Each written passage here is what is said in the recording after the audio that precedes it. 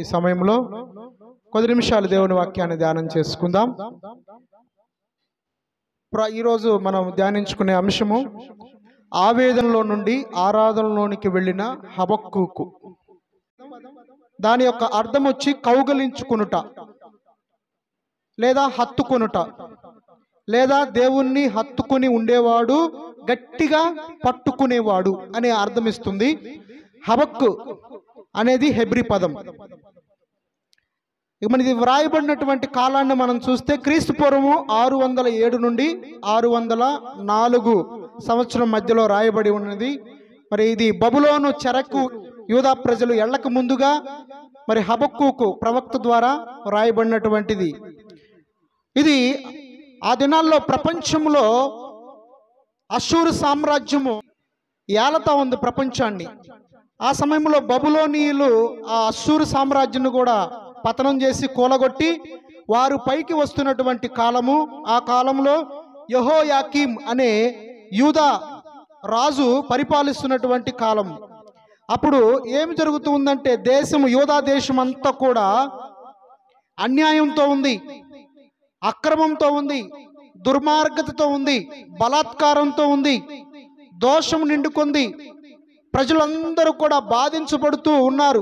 నాశనము, జగడములు, కలహములు, కష్టపడిన సొమ్ముని దోచుకుంటూ ఉన్నారు. భక్తిహీనులు ఎక్కువైపోయారు. న్యాయం లేదు, ఎక్కడ చూసినా అన్యాయమే కనిపిస్తూ ఉంది. ఆ దినాల్లో హబక్కూకు ఆ అన్యాయాన్ని దేశంలో చూసి, ఆ న్యాయాన్ని చెరిపివేసేటటువంటి ఆ దినాలను చూసి దేవుణ్ణి ప్రశ్న వేశాడు. హబక్కూకు ఏం చేశాడంటే ఆ పరిస్థితుల వైపు చూసి, ఇక్కడ జరుగుతున్న ఇంత బలాత్కారాన్ని బట్టి దేవుడు ఏమి చెయ్యడా, దేవుడు ఏమి ఈ ప్రజల్ని శిక్షించడా, ఇంత బలాత్కారం జరుగుతున్నా, ఇంత దోపిడీ జరుగుతున్నా, కష్టపడినటువంటి ఆ కష్టార్జితాన్ని వేరే వాళ్ళు వచ్చి దోచుకుని వెళ్ళిపోతూ ఉన్నా, ఎక్కడ పట్టినా జగడాలు, కొట్లాట్లు, గుద్దులాట్లు జరుగుతున్నా దేవుడు ఏమి చెయ్యడా అని ఈ హబక్కూకు మొదటి అధ్యాయములో ఆవేదనతో ఉన్నాడు. దేంతో ఉన్నాడమ్మా? ఆవేదన.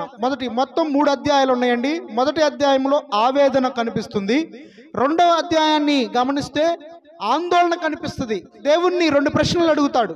ఈ 2 ప్రశ్నలకి ఆ జవాబు కోసము హబక్కూకు భక్తుడు ఎక్కడ నిలబడి అడుగుతూ ఉంటాడు అంటే, ఒక గోపురం మీద నిలబడి, కావలి స్థలం మీద నిలబడి దేవుడు ఏమి జవాబు చెబుతాడు అని చెప్పి ఎదురు చూస్తూ ఉంటాడు. 2వ అధ్యాయంలో. 3వ అధ్యాయంలో మనం చూస్తే ఆరాధనలోనికి వెళ్ళిపోతాడు, ఆరాధన చేస్తాడు దేవుణ్ణి.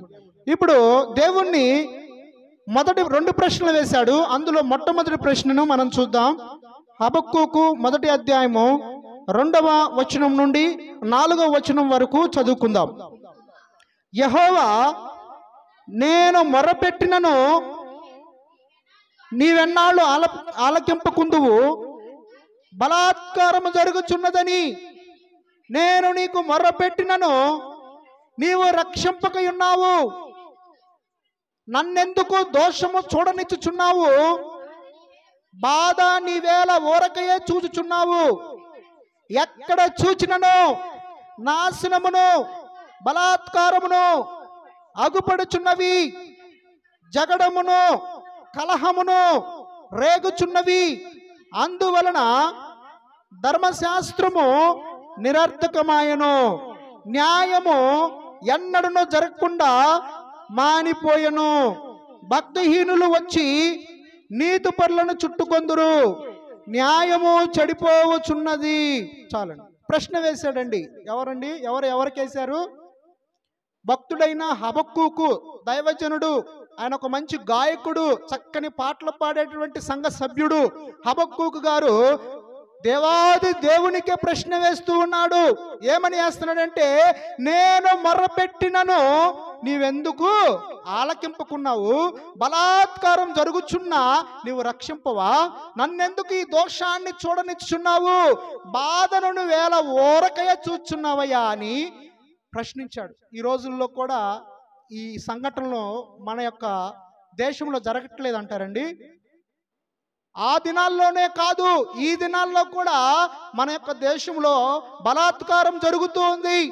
అక్కడక్కడ న్యాయమును చెరిపివేస్తూ ఉన్నారు. జగడాలు కలుగుచున్నాయి. ఒకరి మీద ఒకరు నేరములు మోపుచు అసూయతో ద్వేషముతో ఉన్నటువంటి ఈ దినాలు కూడా ఉన్నాయి. అప్పుడు హబక్కూకు భక్తుడు దేవుణ్ణి ప్రశ్నించాడు. ఈరోజు కూడా అదే ఈ బలాత్కారాన్ని చూసి మనం కూడా గమనించినట్లయితే దేవుని యొక్క జవాబు చూద్దాం. 6వ వచనంలో మనం చూస్తే, ఆలకించుడి, తమవి కాని ఉనికి పట్టులను ఆక్రమింపవలనని భూ దిగంతముల వరకు సంచరించు ఉద్రేకము గల క్రూరులకు కల్దీలను నేను రేపుచున్నాను. చూడండి, భక్తుడైన హబక్కూకు వేసిన ప్రశ్నకి దేవాది దేవుడు, సృష్టికర్త అయినటువంటి దేవుడు, తన పరిశుద్ధ సింహాసనం మీద ఆసీనుడై సియోన్లో పాలన చేస్తున్నటువంటి ఆ గొప్ప దేవుడు అంటూ ఉన్నాడు. 5వ వచనంలో చూస్తే, నేను ఒక కార్యము జరిగింతును, నేను ఒక కార్యం జరిగిస్తూ ఉన్నాను. ఏమి కార్యము అని మనం చూస్తే, కల్దీలను నేను రేపుచున్నాను. ఈ కల్దీలు ఎలాంటి వారు అంటే, కల్దీలని మనము బబులోనీయులను అంటాం. ఆ దినాల్లో ప్రపంచాన్నే ఏలబోతున్నటువంటి ఆ యొక్క అప్పుడే పైకి వస్తున్నటువంటి ఆ దేశము, దానికి నాయకుడు నెబుకద్నెజరు ఆ కల్దీలు నేను రేపుచున్నాను అని దేవుడు జవాబిస్తూ, ఆ కల్దీలు ఎలాంటి వారంటే క్రూరులు. వారు ఎలాంటి వారంటే ఘోరమైన వారు. వాళ్ళు బలాత్కారులు, వెనకకు తిరగని వారు. యుద్ధంలోనికి వెళితే ఇక వెనక వైపు చూడరు. వారు ప్రాణాలు పోయినా కానీ యుద్ధంలో జయించాలి అని వెనక్కి తిరగనటువంటి వారు. తమ బలమునే తమకు దేవతగా భావించేవారు. ప్రాకారము గల దుర్గాల్ని కట్టించారు. వారు చిరుతబలి వేగము కంటే వేగము గలవారు, తోడేళ్ల కంటే చురుకైన వారు. ఎరను పట్టుటకై పక్షిరాజు వలె పరిగెత్తి వత్తురు. ఈ విషయాలు 6వ వచనం నుండి 11వ వచనముల వరకు కూడా కల్దీలు ఎలాంటి వారు అంటే అక్కడ స్పష్టంగా దేవుడు చెప్తూ ఉన్నాడు. వారు ప్రభుత్వాన్ని ఏం చేస్తారు, తమకి ఇష్టం వచ్చినట్లుగా, వాళ్ళకి ఇష్టం వచ్చిన విధులు, వాళ్ళకి ఇష్టం వచ్చినటువంటి కట్టడాలుగా మార్చేసి ప్రభుత్వాలని, రాజుల్ని అపహాస్యం చేసేవారు, అధిపతుల్ని హేళన చేసేవారు, తమ వలలే దేవుళ్ళుగా భావించేవారు, తమ ఉరులకు ధూపం వేసేవారు అని దేవుడు చెప్తూ ఉన్నాడు. అయితే నేను యూదా ప్రజల్ని శిక్షించడానికి ఎవరిని రేపుతున్నాడు అన్నాడమ్మా దేవుడు? కల్దీలను రేపుతాడు. ఈ కల్దీలు ఎలాంటి వారు? ఒక క్రూరులు వారు, వారు భీకరులు. వారు ఎలాంటి వారంటే ఘోరమైన కార్యాలు చేసేవారు. దేవుని భయం లేదు, దేవుని యందు భయభక్తులు లేవు. ఇలాంటి వారు వచ్చి నా జనులైన యోధా వారిని, జోమగలిగిన దేవుడైనటువంటి ఆ యెహోవా ప్రజలైన మమ్మల్ని శిక్షిస్తారయ్యా అని చెప్పి ఈ హబక్కూకి ఏం కలిగిద్దంటే బాధ కలిగిద్ది. వాళ్ళేమో అన్యులు, వాళ్ళేమో నిజమైన దేవుని ఎరగని వారు, వారొచ్చి మమ్మల్ని శిక్షించటం ఏంది అని మళ్ళీ రెండో ప్రశ్న వేస్తాడు. మొదటి ప్రశ్నకి తృప్తి చెందల హబక్కూకు రెండో ప్రశ్న వేశాడు. ఆ రెండో ప్రశ్న మనం చూద్దాం. 13వ వచనం నుండి చదువుకుందాం. 1వ అధ్యాయము 13వ వచనంలో, నీ కనుదృష్టి దుష్టత్వము చూడలేనంత నిష్కలంకమైనది కదా, బాధించువారు చేయు బాధను నీవు దృష్టింపజాలవు కదా, కపటులను నీవు చూచియు దుర్మార్గులు తమ కంటే ఎక్కువ నీతిపరులను నాశనము చేయగా నీవు చూచియు ఎందుకు ఓరకున్నావు? చాలు చాలు. ఇక్కడ మనం చూసినట్లయితే రెండో ప్రశ్న ఏమని వేస్తున్నాడంటే, దుర్మార్గులు వచ్చి ఎక్కువ నీతిపరులైన నీ ప్రజలు అయిన యూదా వారిని నాశనం చేయగా నువ్వెందుకు ఓరకున్నావయ్యా అని ప్రశ్నిస్తున్నాడు. అదే ప్రశ్నలో అన్యాయస్తులైనటువంటి ఈ బబులోను సైన్యానికి ఎందుకు ఈ యూదా ప్రజలను ఇస్తున్నావయ్యా అని అడుగుతున్నాడు. ఇంకా విగ్రహారాధికులైన అన్యజనులను నీవు ఎలా క్షమిస్తున్నావయ్యా, వారికి యూదా వారిని ఎలా అప్పచెప్పుచున్నావయ్యా అని ప్రశ్నించి ఇక 2వ అధ్యాయంలో నిలబడ్డాడు. ఆ మొదటి వచనం చూస్తే, ఆయన నాకు ఏమి సెలవిచ్చును, నా వాదం విషయమై నేనేమి చెప్పుదును, చూచుటకై నేను నా కావలి స్థలం మీదను గోపురం మీదను కనిపెట్టి ఉందును అనుకొనగా, ఇక్కడ ఇక కూర్చున్నాడు 2వ అధ్యాయంలో ఆయన ఆందోళన. దేవాది దేవుడు సృష్టికర్త ఏమి జవాబిస్తాడో అని చెప్పి 2వ ప్రశ్నకి ఏమని సమాధానం ఇస్తాడో అని ఎదురు చూస్తూ ఉంటే అప్పుడు దేవుడు ఈ విధంగా చెప్తూ ఉన్నాడు. 2వ అధ్యాయము 6వ వచనమును నుంచి మనం చదువుకుందాం. తనది కాని దానిని ఆక్రమించి అభివృద్ధి నందున వానికి శ్రమ. చూడండి, ఈ యూదా దేశము బబులోనీయులది కాదు, ఈ యూదా దేశం బబులోనీయులది కాదు.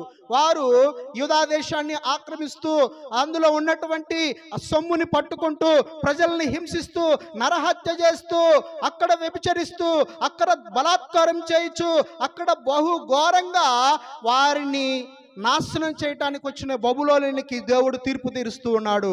దేవుని యొక్క తీర్పు ఈ విధంగా చెప్తూ ఉన్నాడు. కల్దీయులను నాశనం చేయటను గూర్చి ఈ యొక్క భాగంలో మనం చూస్తూ ఉన్నాము. దేవుడు తన ప్రజలైనటువంటి యూదా వారిని గాని శిక్షిస్తాడండి. ఎందుకంటే తల్లిదండ్రులు బిడ్డలు మాట్లాడకపోతే ఏమంటే మన బిడ్డలను శిక్షిస్తావా, శిక్షించవా? రే చక్కగానే మార్గంలో నడువయ్యా అని మనం ఎందుకు శిక్షిస్తాము? వాడు చావాలనే, లేకపోతే వాడిని ఒక క్రమశిక్షణలో పెట్టాలని శిక్షిస్తామా? ఒక క్రమశిక్షణలో పెట్టాలని మనం శిక్షిస్తాం. కానీ ఇక్కడ దేవాది దేవుడు కూడా యూదా ప్రజల్ని, ఇశ్రాయేలీల ప్రజల్ని ఆయన ఒక క్రమశిక్షణలో పెట్టాలని ఒక తండ్రిగా ఆయన ఉండి వారిని శిక్షించడానికి బబులోనీయులను రేపాడు. నెబుకద్నెజరు ఎలాంటి వాడంటే క్రూరుడు, అతి భయంకరుడు. వాని సైన్యానికి అప్పు చెప్పాడు. వారు ఎలాంటి వారంటే ఏలిక లేని చేపలతో, అంటే వారికి ఒక నాయకుడు లేడు, సరి అయిన దేవుడు లేడు, వారిని ఏలిక లేని చేపలని దేవుని వాక్యం సెలవిస్తుంది. ప్రాకు పురుగులు వంటి వారు. ఎలాంటి వారంటే వారు ప్రాకు పురుగులు, అంటే ఎన్నిక లేనటువంటి వారిని ఆయన రేపుచూ ఉన్నప్పుడు ఆయన అంటూ ఉన్నాడు, ఇప్పుడు ఈ కల్దీల్ని, ఈ యొక్క నెబుకద్నెజరు యొక్క సైన్యాన్ని, ఈ యొక్క బబులోనీయులను అందరిని కూడా దేవుడు శిక్షిస్తూ ఉన్నాడు. కానీ ఈ శిక్ష ఎలాంటిదో తెలుసా? తండ్రి కుమారుణ్ణి శిక్షించేది ఎందుకంటే క్రమశిక్షణలో పెట్టడానికి. కానీ ఈ శిక్ష ఎలాంటిది అంటే నాశనం చేయడానికి. ఇక ఇది క్రమశిక్షణ కాదండి. బబులోనీయుల్ని దేవుడు శిక్షిస్తూ ఉన్నాడు అంటే అది క్రమశిక్షణలో పెట్టడానికి కాదు, ఇక నాశనం చేయటానికే.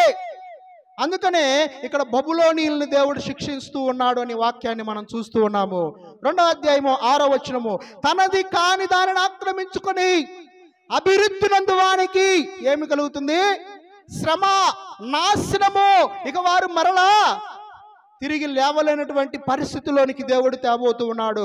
తాకట్టు సొమ్మును విస్తారంగా పట్టుకొని వానికి ఏం కలుగుతుంది? శ్రమ. ఎవరైతే కష్టపడి వారి కష్టాన్ని దోచుకుంటూ ఉన్నారో, బలాత్కారంగా దాన్ని ఆక్రమిస్తూ ఉన్నారో, వారికి నాశనము కలగబోతా ఉంది అని దేవుడు చెప్తూ ఉన్నాడు. 12వ వచనంలో మనం చూస్తే, నరహత్య చేయుట చేత పట్టణమును కట్టించు వానికి శ్రమ. ఇక్కడ యూదా ప్రజల్ని వారి ఇష్టం వచ్చినట్లుగా చిరుతప్పలి వేగము కంటే వేగంగా వెళ్ళారు. ఎలా వెళ్ళారంటే ఎరను పట్టుకున్నట్టుకై పక్షిరాజు వచ్చి ఎలా అయితే ఆ పిల్లను పట్టుకోవడానికి ప్రయత్నించిందో అలా ఈ యొక్క నెబుకద్నెజరు యొక్క సైన్యము, ఈ బబులోనీయులు ఒక మనం చూస్తే ఆకాశంలో ఉన్న గ్రద్ద కోడి పిల్లల కోసం ఎలా వస్తుందమ్మా? వేగంగా వచ్చింది. తన 2 కాళ్ళతో ఆ కోడి పిల్లలు పట్టేసుకుని మనలో ఎలా వెళ్ళిపోయింది? వేగంగా వెళ్ళిపోయింది. అందుకే దేవుడు అంటూ ఉన్నాడు, ఎరను పట్టుటకై పక్షిరాజు వలె పరిగెత్తి వద్దురు. ఈ బబులోనీయులు యూదా వారిని ఆ విధంగా నాశనం చేయడానికి వచ్చారు. ఆ విధంగా ఆక్రమించుకున్నారు వారి స్థలాలని. ఆ విధంగా వారు నరహత్యలు చేశారు. ఆ విధంగా బలాత్కారం చేస్తున్నారు కనుక వారికి శిక్ష రాబోతూ ఉన్నది అని దేవుడు బబులోనీయుల మీదకి ఆయన ఒక తీర్పు తీర్చబోతున్నాడు అనే విషయాన్ని అక్కడ భక్తుడైన హబక్కూకు తెలియపరుస్తున్నాడు. ఈరోజు మనము కూడా ఆ దేవాది దేవుని బిడ్డలంగా ఉన్న మనం కూడా ఎలా ఉన్నాము అంటే, మనము ఆయన మార్గంలో నడవనప్పుడు ఏదో ఒక శిక్ష మన మీద పడుతూనే ఉంటది. అందుకే హెబ్రీ గ్రంథంలో కూడా ప్రభువు తాను ప్రేమించిన కుమారుణ్ణి గద్దించు రీతిగా, ప్రభు ఎవరినైతే ప్రేమిస్తాడో వారిని ఏం చేస్తాడంటే గద్దించి శిక్షించి క్రమశిక్షణలో పెడతాడు. శిక్షించకుండా ఒక గురువు కూడా పిల్లలకి చదువు చెప్పలేడండి. ఏదైనా ఒక శిక్షణ అవసరమో. ప్రతి ఒక్కరు ఈ లోకంలో జీవిస్తున్న మనందరికి కూడా యొక్క శిక్షణ అవసరమో, దేవుని యొక్క శిక్షణ అవసరమో.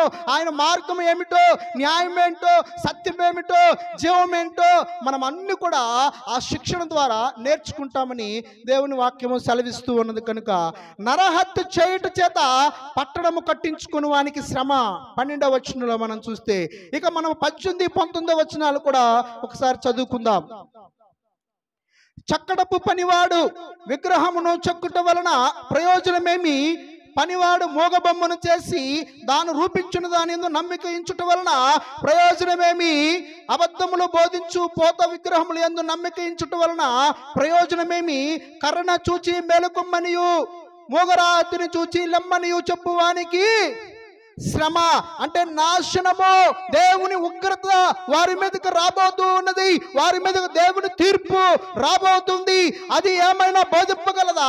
అది బంగారంతోనూ వెండితోనూ పోత పూయబడిన గాని దానిలో శ్వాసం ఎంత మాత్రమునో లేదు.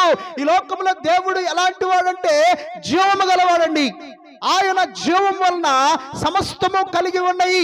నీవైనా నేనైనా ఈ భూమి మీద ఆయన ఇచ్చినటువంటి ఆ యొక్క శ్వాస, ఆ యొక్క జీవము మన నాసిక రంధ్రాల్లో ఉన్నది. కనుకనే మనము ఈ లోకంలో జీవిస్తూ జీవింప చేయలేనటువంటి, శ్వాస ఇవ్వలేనటువంటి వాటి మీద నమ్మిక ఇచ్చి ఉన్నారు అని దేవుడు చెప్తూ ఉన్నాడు. అందుకనే దేవుని తీర్పు ఎవరి మీదకి వస్తూ ఉన్నది అంటే, మాట్లాడనైనా విననైనటువంటి ఆ విగ్రహముల మీద ఎవరైతే నమ్మిక ఉంచుతున్నారో వారి మీదకి రాబోతూ ఉన్నదని దేవుడు చెప్తున్నాడు. ఎప్పుడైతే యూదులను శిక్షించుట, బబులోనీయులను నాశనం చేయటం గురించి విన్నాడో ఈ హబక్కూకు, ఆ తదుపరి ఏమైందంటే దేవుని మీద మరింత గౌరవం పెరిగిపోయింది. మరింత గౌరవం పెరిగిపోయినట్లుగా మనం లేఖనాల్లో చూడవచ్చు. 3వ అధ్యాయంలో మనం వస్తే ఇక ఆయన ఆరాధన చేసే సమయము ఆసన్నమైనది. 3వ వచనాన్ని మనం ఒకసారి చదువుకుందాం. దేవుడు తేమానుల నుండి బయలుదేరుచున్నాడు. పరిశుద్ధ దేవుడు పారానుల నుండి వేంచేయుచున్నాడు. ఆయన మహిమ ఆకాశ మండలం అంతట్లో కనబడుచున్నది. ఏమండి, చాలు. ఆకాశ మండలములో ఏం కనిపిస్తుందంట? ఆయన మహిమ కనిపిస్తూ ఉన్నది. ఆకాశంలో ఉన్న సూర్యుడు గాని, ఆకాశంలో ఉన్న చంద్రుడు గాని, ఆకాశంలో ఉన్న నక్షత్రాలు గాని, ఆకాశంలో ఉన్న పాలపుంతలు గాని, ఆకాశంలో జరిగేటటువంటి ప్రతి కార్యము కూడా ఎవరిని సూచిస్తుందండి? దేవుణ్ణి సూచిస్తా ఉంది. ఆయన మహిమను సూచిస్తా ఉంది. ఆయన సూచక్రియలను సూచిస్తా ఉంది. మనం వాటినన్నిట్లు కూడా గ్రహించుకోవాలి. గత దినాల్లో ఆకాశం వైపు చూసి 3000 నక్షత్రాలని లెక్క పెట్టగలిగారు. కొన్ని సంవత్సరాల క్రితము 6000 నక్షత్రాలు ఆకాశంలో ఉండవచ్చని లెక్కించారు.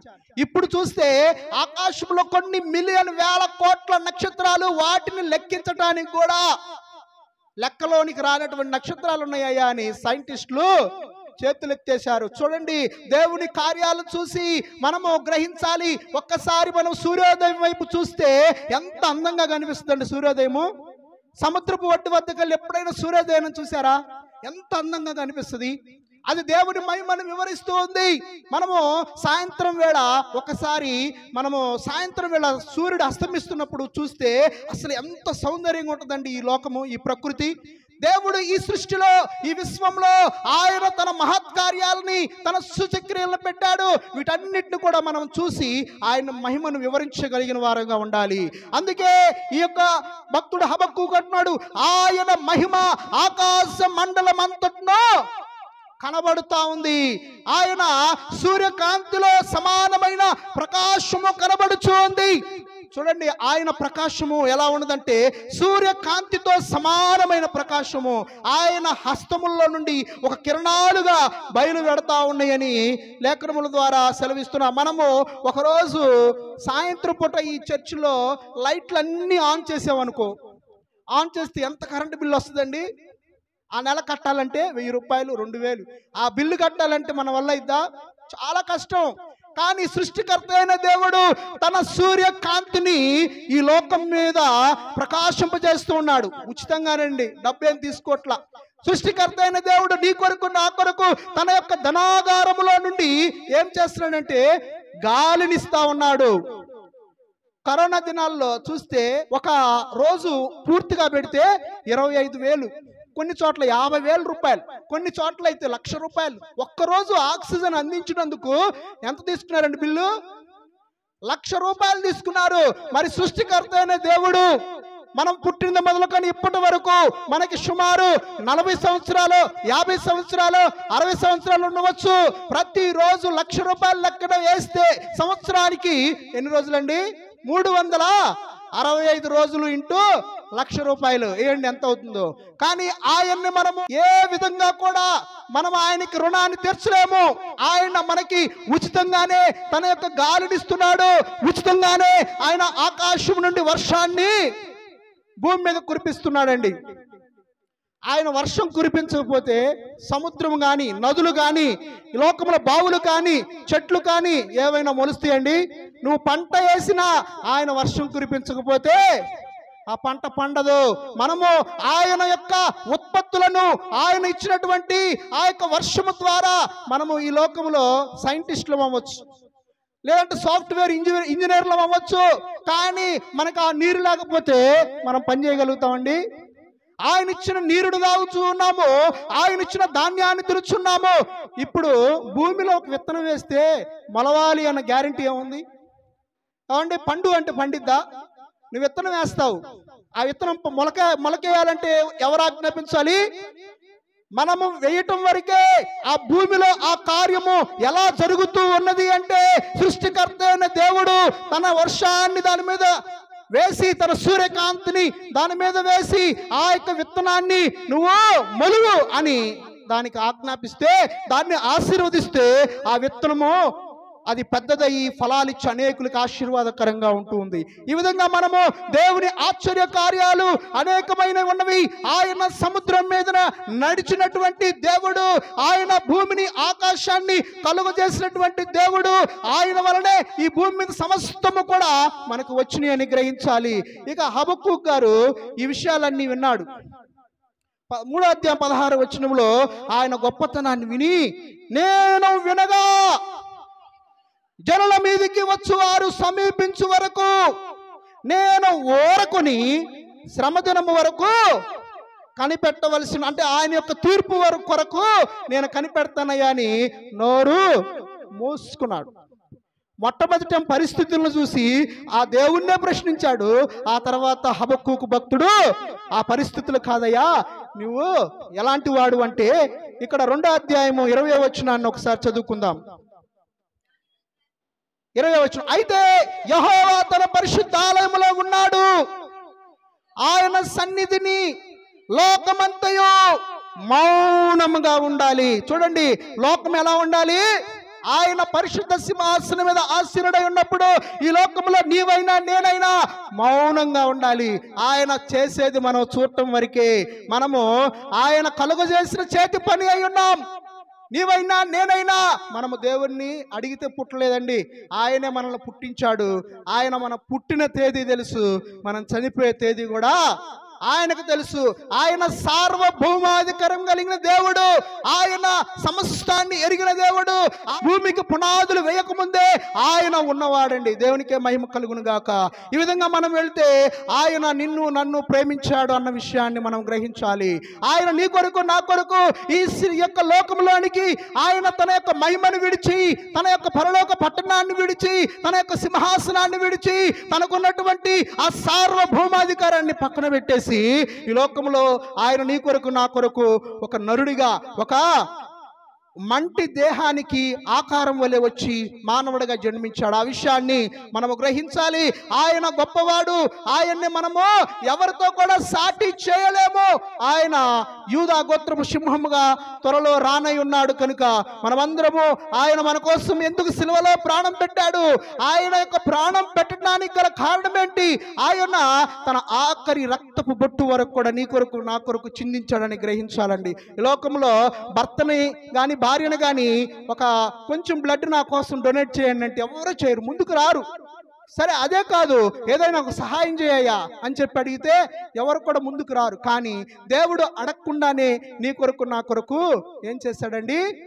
తన ప్రాణాన్నే పెట్టాడు. ఆ ప్రాణం పెట్టిన దేవుడు ఈ లోకంలో ఉన్నాయి. నీకు ఎంత చింతున్నా, ఎంత దుఃఖమున్నా, ఎంత అవమానమున్నా, ఎంత వేదనున్నా అవన్నీ కూడా ఆయన తీర్చగలిగినటువంటి దేవుడు. మనం మౌనంగా ఉండి ఆయన వైపు చూడాలి. ఇక మనం చివరిగా మనం చూస్తే హబక్కూకు ఏ విధంగా ఆరాధన చేశాడో మనం గమనించుకుందాం. 3వ అధ్యాయము 17వ వచనాన్ని మనం అందరం కూడా చదువుకుందాం. అందరం తీసి చదువుదాం. అంజూరపు చెట్లు పూయకుండినను, ద్రాక్ష చెట్లు ఫలింపకపోయినను, ఒలీవ చెట్లు కాపులేకయుండినను, చేనిలోని పైరు పంటకు రాకపోయినను, గొర్రెలు దొడ్డిలో లేకపోయినను, సాలలో పశువులు లేకపోయినను, నేను యెహోవా యందు ఆనందించేదను. చూడండి, పరిస్థితులు ఏమన్నా మారినాయా? ఫస్ట్ లో 1వ అధ్యాయంలో హబక్కూకు ఏమన్నాడు? బలాత్కారం జరుగుతుందయ్యా, నాశనం అయ్యా, ఎక్కడ పట్టిన జగడాలయ్యా అన్నాడు. కానీ 3వ అధ్యాయంలోకి వచ్చేసరికి ఏమంటున్నాడు? వాళ్ళతో నాకెందుకు, ముందు నేను మారాలి, వాళ్ళతో నాకెందుకు, నేను నిన్ను ఆనందిస్తానయ్యా, నేను యెహోవా యందు ఆనందిస్తానయ్యా అంటూ ఉన్నాడు. క్రీస్తును నమ్మినటువంటి మనము కూడా ఏమి చేయాలి అంటే ప్రతి దినము మన చుట్టూ ఉన్నటువంటి ఆ పరిస్థితులను చూడకూడదు. మన చుట్టూ ఉన్నటువంటి ఆ బలాత్కారులని, ఆ నాశనమని, ఆ జగడమని అవి చూస్తూ దేవుణ్ణి ప్రశ్నించే వారంగా మనం ఉండకూడదు. కానీ ప్రశ్నించేది ఎవరంటే అల్ప విశ్వాసులు. ప్రశ్నించేది ఎవరు అంటే దేవుని శక్తిని ఎరగని వారు. ప్రశ్నించేది ఎవరంటే దేవుడి సార్వభౌమాధికారం కలిగిన దేవుడని ఇంకా గ్రహించకుండా బలహీనమైన విశ్వాసంతో ఉన్నవారు ప్రశ్నిస్తారు. మీరు ఎవరయ్యా మరి ఆరాధన చేసేది అంటే ఈ హబక్కూకు వలె అంజూరపు చెట్లు ఒకవేళ పూయకపోయినా నేను నీ యందు ఆనందిస్తాను అంటూ ఉన్నాడు. ఒలీవ చెట్లు కాపు లేకపోయినా నేను నీ యందు ఆనందిస్తాను అంటూ ఉన్నాడు. చేతిలో మరి పైరు పంటకు రాకపోయినా నేను మాత్రం నిన్నే నీ అందే ఆనందిస్తాను. ఎందుకంటే ఆయనకి అన్నీ తెలుసండి. ఆయన సమస్తాన్ని కలుగు చేశాడు. నరులకి ఆయన యొక్క జీవాన్ని ఇచ్చాడు.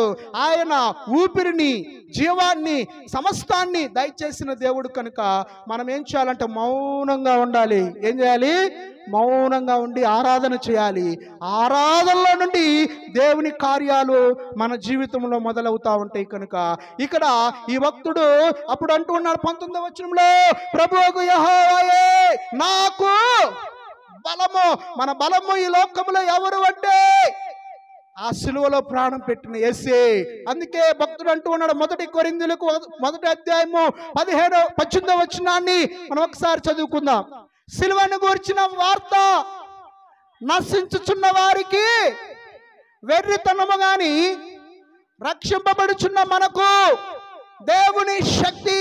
ఇక్కడ భక్తుడున్న హబక్కూకు కూడా యెహోవాయే నాకు బలము, ఆయన నా కాళ్ళను లేడి కాళ్ళ వలె చేసి ఆయన ఏం చేస్తున్నాడండి? ఉన్నతమైన స్థలాల మీద ఆయన ఎక్కిస్తూ ఉన్నాడు. అందుకనే మనము ఆరాధన చేయాలి. మనకి ఏమి ఉన్నా లేకున్నా ఉన్న దాంతోనే మనము దేవునిలో ఆనందించాలి. మనకు వేల కోట్ల రూపాయలు లేకపోవచ్చండి, మనకు ఉన్న దాంతోనే మనం ఏం చేయాలి? సంతోషించాలి. 100 ఎకరాల పొలం ఉంటే ఆ 100 ఎకరాల పొలం చూసుకుని కడుపు ఏమైనా నిండిద్దండి? ఏమి నిండదు. మరి ఏది నిండిద్ది? ఒక గుప్పెడు అన్నం కడుపు నింపిద్ది, తృప్తినిచ్చిద్ది. ఒకవేళ మన దగ్గర ఉంటే ఆ గుప్పెడు అన్నంలో ఒక హాఫ్ చేసి మన పక్కన వాళ్ళకి పెడితే అదే ఆశీర్వాదం, అదే బలము, అదే దేవుని యొక్క రాజ్యములో నా కుమార్తె, నా కుమారుడా అని నిన్ను గణపరచగలిగినటువంటి కార్యం అదే. కనుక మనము ఆరాధన చేసే వారంగా ఉండాలి. అందుకే 1వ అధ్యాయంలో ఆవేదనలో ఉన్నాడు, ఆందోళనలో ఉన్నాడు హబక్కూకు. 3వ అధ్యాయంలోనికి వచ్చేసరికి ఇంకా సంతోషంలో ఉన్నాడు. నేను యెహోవా యందే ఆనందిస్తాను అని చెప్పాడు. ఆ విధంగా నీవు నేను ఆనందించాలి. ఇంకా సృష్టికర్త అయినటువంటి దేవుడు మన కోసం సిలువలో ప్రాణం పెట్టాడని గ్రహించిన వారు ఎవరైనా ఉంటే దయచేసి ఆయన గ్రహించి ఆయన మన సొంత రక్షకుడిగా అంగీకరించాలని ప్రభుపేట తెలియపరుస్తున్నాను. నేడే మిక్కిలి అనుకూలమైన సమయం, ఇదే రక్షణ దినము. దేవుణ్ణి నమ్మవలసిందిగా ప్రభుపేట తెలియపరుస్తున్నాను. దేవునికి మహిమ కలుగునుగా. Praise the lord.